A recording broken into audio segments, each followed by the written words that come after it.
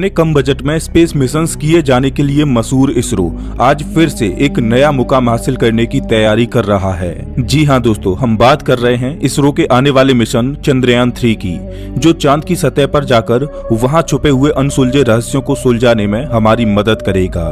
फिल्मों के बजट से भी कम बजट होने के बावजूद अपने स्पेस मिशंस को सफलतापूर्वक अंजाम देने वाली स्पेस एजेंसी के रूप में मशहूर भारतीय स्पेस एजेंसी इसरो ने वो कारनामे कर दिखाए हैं जिसने दुनिया भर के वैज्ञानिकों को सोचने पर मजबूर कर दिया। इसरो का मंगलयान मिशन किसको याद नहीं, ये वो मिशन था जिसने दुनिया भर के वैज्ञानिकों की नींद उड़ा दी थी, क्योंकि ये हॉलीवुड की मूवी ग्रेविटी की लागत से भी कम बजट में सफलतापूर्वक अंजाम देने वाला मिशन बना था। और उस वक्त मंगलयान ने विश्व भर में सबसे ज्यादा सुर्खियां बटोरी थीं। मंगलयान की सफलता के साथ साथ इसके बजट को लेकर भी वैज्ञानिक और लोग काफी आश्चर्यचकित थे, लेकिन इसरो ने ये कारनामा कर दिखाया जिससे आज इसरो को दुनिया भर में एक नई पहचान मिली है। और एक बार फिर इसरो ऐसा ही आश्चर्यजनक कारनामा करने जा रहा है।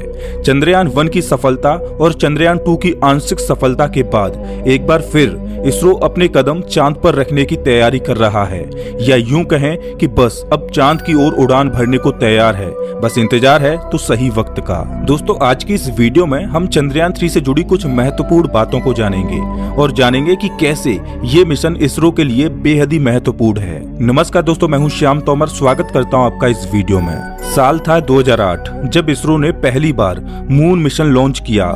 ये वो वक्त था जब इसरो के पास बजट की काफी कमी थी, लेकिन फिर भी इसरो ने अपने आत्मविश्वास को कम नहीं होने दिया और भरपूर एनर्जी के साथ अपने पहले मून मिशन को लॉन्च किया, जिसका नाम चंद्रयान 1 रखा गया था। इस मिशन के अंतर्गत इसरो ने एक ऑर्बिटर को चांद पर जासूसी करने भेजा था।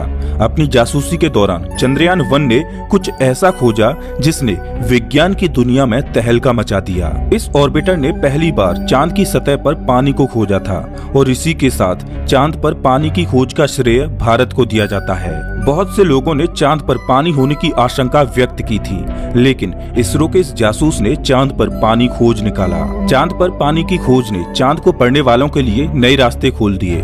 सफलतापूर्वक मिशन ने भारतीय स्पेस एजेंसी इसरो को नई ऊंचाइयां प्रदान करी तथा आने वाले स्पेस मिशंस के नए आयाम खोल दिए। चंद्रयान 1 मिशन के दौरान भेजे गए इस ऑर्बिटर ने 1 साल तक चांद की जासूसी की और 1 साल बाद इसका बखूबी कनेक्शन पूरी तरह से टूट गया। लेकिन कनेक्शन टूटने से पहले इसने चांद को पढ़ने में हमारी उम्मीद से भी कहीं ज्यादा काम किया था और इस मिशन ने भारतीय वैज्ञानिकों को चांद की ओर जाने के लिए दोबारा प्रेरित किया।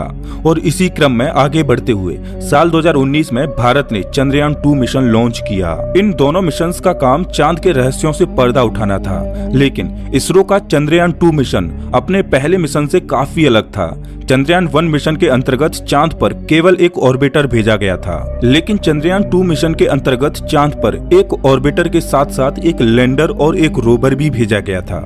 लेकिन दुर्भाग्य से लैंडर के साथ कनेक्शन कट गया और ये मिशन आंशिक रूप से फेल हो गया। हालांकि इस मिशन के दौरान भेजा गया ऑर्बिटर अभी भी चांद के ऑर्बिट में काम कर रहा है और आज भी वो मून की सतह को पढ़ने में हमारी मदद कर रहा है। इसके लिए वो हमारे पास चांद की सतह की तस्वीरें भेजता रहता है। इसरो ने अपने स्पेस मिशंस के दौरान कई नए रिकॉर्ड्स भी बनाए, जैसे मंगलयान, लेकिन साथ ही इसरो ने कुछ फेलियर भी देखे और उन्हीं में से एक था चंद्रयान 2।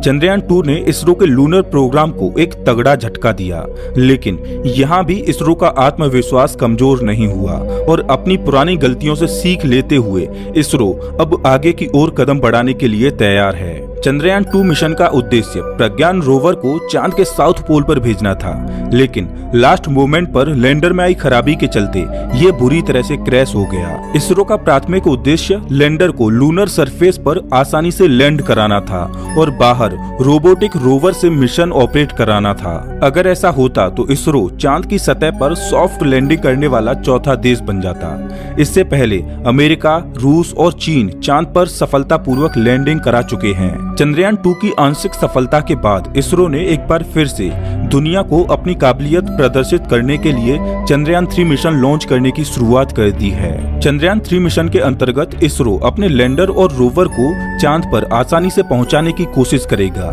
लेकिन आपको बता दें कि इस मिशन में चंद्रयान 2 की तरह ऑर्बिटर मौजूद नहीं होगा, लेकिन इसमें एक खास तरह का मॉड्यूल लगाया गया है जो कि कम्युनिकेशन रिले सैटेलाइट के तौर पर काम करेगा, जो कि ऑर्बिटर की तरह कम्युनिकेशन करने में सक्षम है। बात करें अगर चंद्रयान 3 के लैंडर की, तो इस मिशन में उपयोग किया जाने वाला लैंडर चंद्रयान 2 के दौरान उपयोग किए गए विक्रम लैंडर से काफी अलग है। जहां एक ओर विक्रम लैंडर में 800 न्यूटन के 5 इंजन मौजूद थे, तो वहीं दूसरी ओर चंद्रयान 3 में उपयोग होने वाले लैंडर में 4 थ्रॉटल एबल इंजन मौजूद होंगे। इसके अलावा चंद्रयान 3 में एक लेजर डोपर वेलोसीमीटर भी इंस्टॉल किया गया है, जो इस लैंडर को काफी खास बनाता है। इस इंस्ट्रूमेंट की मदद से लैंडिंग करते हुए लैंडर की स्पीड अच्छी तरह से डिटेक्ट की जा सकती है।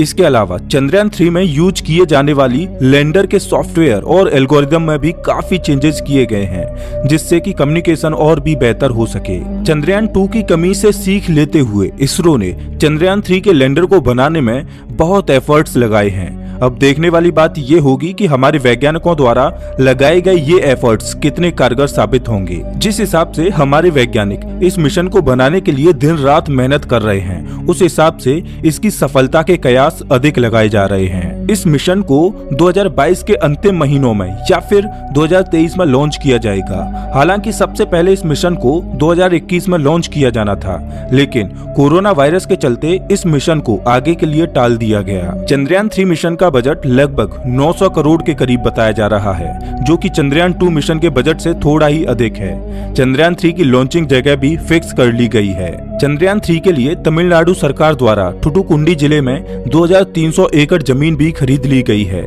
जहां से इसे GSLV Mark 3 लॉन्चिंग व्हीकल से लॉन्च किया जाएगा। आपको बता दें कि GSLV Mark 3 रॉकेट इसरो द्वारा तैयार किया गया 3 स्टेज व्हीकल है, जिसे जियो स्टेशनरी ऑर्बिट तक कम्युनिकेशन सैटेलाइट पहुंचाने के लिए उपयोग किया जाता है, जो कि भारत के ताकतवर लॉन्च व्हीकल के रूप में जाना जाता है। चंद्रयान 3 भारत के लिए कई मायनों में काफी महत्वपूर्ण मिशन है। चंद्रयान 3 की सफलता भारत के लिए स्पेस मिशंस में नए आयाम खोल सकती है। चलिए अब जानते हैं कि कैसे चंद्रयान 3 की सफलता भारत के लिए नए आयाम खोलेगी। दोस्तों, इसरो और जापान की स्पेस एजेंसी JAXA दोनों साथ मिलकर 2017 से एक मिशन पर काम कर रही हैं, जिसका नाम lunar polar exploration mission LUPEX है, और ये प्रोग्राम साल 2024 या 25 में शुरू किया जाएगा। इस प्रोग्राम का उद्देश्य चांद की पोलर सतह को एक्सप्लोर करना है और साथ ही चांद पर किस तरह से इंसानों को भेजा जा सकता है, इस पर भी काम करना है। इस प्रोजेक्ट में JAXA अपने जापान की ओर से लॉन्चर और रोवर पर काम करेगा, तो वहीं भारत यानी इसरो के द्वारा इस मिशन में एक बेहतरीन लैंडर का कंट्रीब्यूट किया जाएगा। और इसी लिहाज से चंद्रयान 3 मिशन इसरो के लिए बहुत महत्वपूर्ण मिशन है। जैसा कि हम जानते हैं कि चंद्रयान 2 में हुए विक्रम लैंडर के क्रैश लैंडिंग से भारत की काबिलियत पर सवाल खड़े हुए थे, और क्योंकि जापान और भारत मिलकर जो मिशन करने वाले हैं, उसमें भारत की ओर से लैंडर दिया जाने वाला है, जिसमें अभी हमें सफलता नहीं मिली है। चंद्रयान 3 मिशन का मुख्य उद्देश्य चंद्रयान 2 मिशन में हुए फेलियर को सुधारने के साथ साथ इसरो के कम बजट में सफलतापूर्वक मिशंस को अंजाम देना तथा अपनी काबिलियत को बरकरार रखना है। अपने आत्मविश्वास को बरकरार रखने के लिए तथा जापान के साथ होने वाले अपने अगले मिशन के लिए चंद्रयान 3 मिशन का सफल होना बहुत जरूरी है। और अगर ये मिशन सफलतापूर्वक चांद पर पहुंच जाता है, तो भारत लूनर सरफेस पर सॉफ्टली लैंड करने वाला विश्व का चौथा देश बन जाएगा। इसके अलावा इसरो इस मिशन के द्वारा चांद पर नई खोज करने के साथ साथ चंद्रमा के रहस्यों को सुलझाने में भी काफी प्रयास करेगा।